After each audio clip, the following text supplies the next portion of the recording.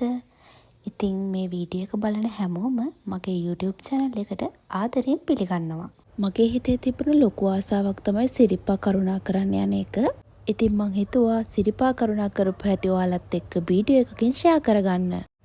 අපි සිරිපා කරුණාකරන් හිතුවේ හැටන් වලින්.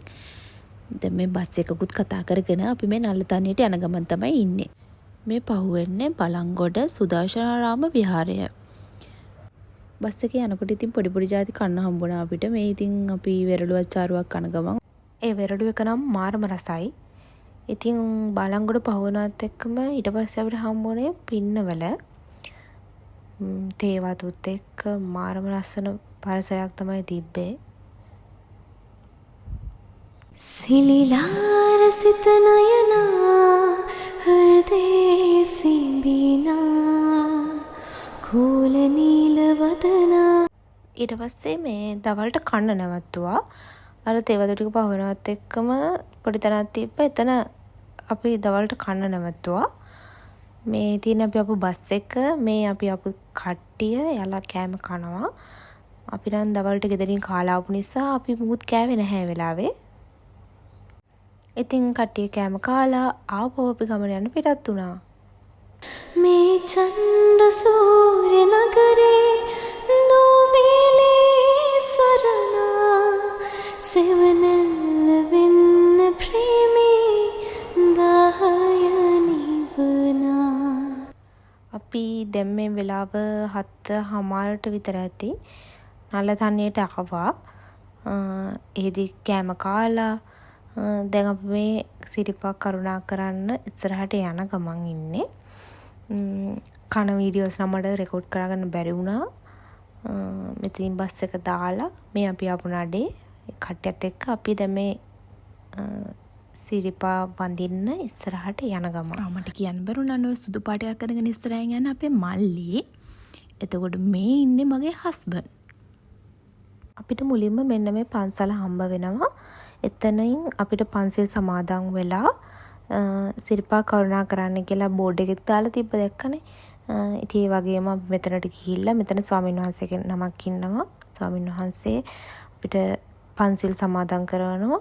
එම කරලා අපි ඉස්සරහට ආවා. මෙතනින් තමයි ඉස්සරහට යන්න තියෙන ශ්‍රීපාද ස්ථානය වන්දනා කරන්න. එහෙම ඉස්සරහට එනකොට මෙන්න මෙතන තැන තියෙනවා අපේ කකුල්ෙන් මසාජ් කරන තැනක්. එතන අපිට උසු පෑන් එකක් දුන්නා. ඒකත් බිව්වා. ඊපස්සේ මෙතන පළවෙනියටම හම්බෙන තැන මේ ගන්ටාරයක් තියෙනවා. කෝඩුක අය ඉන්නවනම් ඒ ගන්ටාරේ ගහන්න කියලා එතන ඉන්න කෙනෙක් කියනවා. ඉතින් මම කෝඩුනේ නිසා මම එකපාරක් එතන ගන්ටාරේ ගැහුවා. මෙතන මේ පොඩි විස්තරයක් කරනවා මේ පන්සල ගැන, චෛත්‍ය හදන හැටි, ඒවා ගැන. ඊට පස්සේ මෙන්න මෙතන කෝඩු පඳුරු කියලා තියෙනවා. අන්න එතනින් තමයි අපි කෝඩු අයට මෙන්න මෙහෙම පඳුරක් ගැට ගහනවා.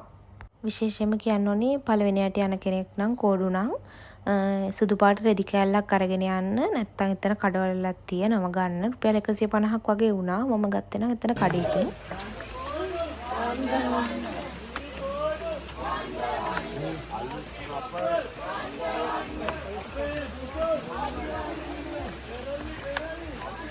හරි ඉතින් ඔන්න අපි සීත ගඟුලටත් ආවා. එතෙන්දී සීත ගඟුලෙන් අපි කහ දෙයි දාලා මූණ අතපය හොඳට සෝදලා අපි ඉතින් ආපහු කරුණා කරන්න පටන් ගත්තා.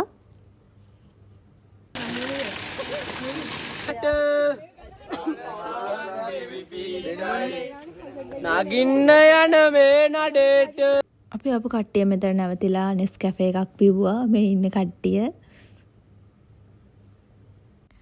පහලදී මෙන්න මෙහෙම කෝඩු පැකට් කියලා පැකට් එකක් දුන්නා. අපි ඉතින් ඒක ගත්තා. ඒක මෙන්න මේ ගෙත්තම් පානේ ගෙත්තම් කරන්න ඉදිකටු නූල් බෝල ඒව තමයි ඒකේ තියෙන්නේ. ඉතින් මෙතන මේ විදියට ගෙත්තම් කරගෙන උඩට යන්න තමයි තියෙන්නේ. මේ ගෙත්තම් පානේ තියෙන විශේෂත්වය තමයි සිරිපතුල පිහිටවන්න සමන් දෙවියන්ගේ ආරාධනයෙන් බුදුරජාණන් වහන්සේ වැඩි ගමනේදී සිවුර මසාගත් ස්ථානය තමයි මේ ගෙත්තම් පාන විදියට හඳුන්වන්න තියෙන්නේ. ඉතින් මේ ස්ථානයේදී පළමු වරට කරුණා කරන අය චාරිත්‍රයක් විදියට ගෙත්තම් කිරීමක් සිදු කරනවා කියලා තමයි මම අහලා තියෙන්නේ. මෙහෙම ගෙත්තම් කරගෙන අපි හැටන් පාර දිගේ උඩට යනකොට රත්නපුර පාරට මාරු වෙන්න තැනක් හම්බ වෙනවා. ඉතින් අපි ගිය දවසේ පොය දවසට පහුවෙන්ද නිසා හැටන් පාරේ ගොඩක් සෙනග ඉඳලා තිබ්බා. ඒ නිසා අපි හැමෝම රත්නපුර පාරට එතනින් මාරු වුණා. දැන් මේ නැත්තම් බලය හැමෝමලා මේ හැටන් වලින් ගිය අපි කොහොමද මේ රත්නපුර පාරෙන් උඩමළුවට ආවේ කියලා. ඉතින් හැමෝම උඩමළුවට ගිහිල්ලා ශ්‍රී පාදස්ථානය බැඳගෙන අපි පල්ලයට ආවා. ඇවිල්ලා මෙතන ගන්ටාරේ හැමෝම දන්නවා මෙතන කරුණා කරපු වාර ගණනුව තමයි ගන්ටාර ගහන්නේ. ඉතින් මම එකපාරක් දැන් මේ පළවෙනි පාර නිසා මම එකපාරක් ගන්ටාරේ ගහලා මෙතන 12 මහේ පාන ගාවට ආව පහන් පත්තු කරන්න.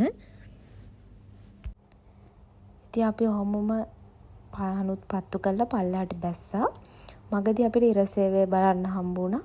ඒකත් බලාගෙන අපි රත්නපුර පාරෙන්ම පල්ලයට බැහැලා ආපු විදියටම ආපහු හැටන් වලට මාරු වෙලා එන්න තමයි අපි හිතාගෙන රත්නපුර පාරෙන්ම පල්ලයට බැස්සේ.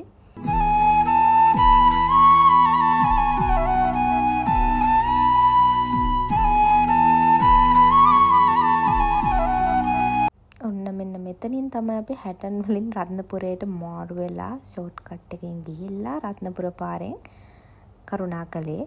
අපි ඉතින් මෙන්න මෙහෙම දැන් පල්ලයට හිමින් බැස්සා. ඉතින් හරි අමාරුයි මේ වෙලාවේ නම් මාරම අමාරුයි කකුල් වලට එහෙම.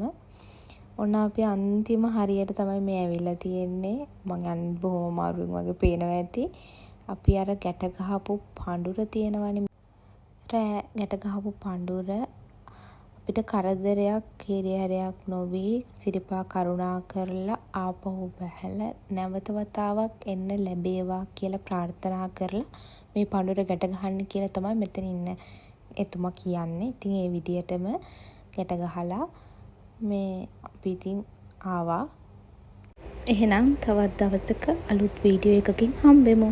මගේ channel එක subscribe කරලා තියාගන්න.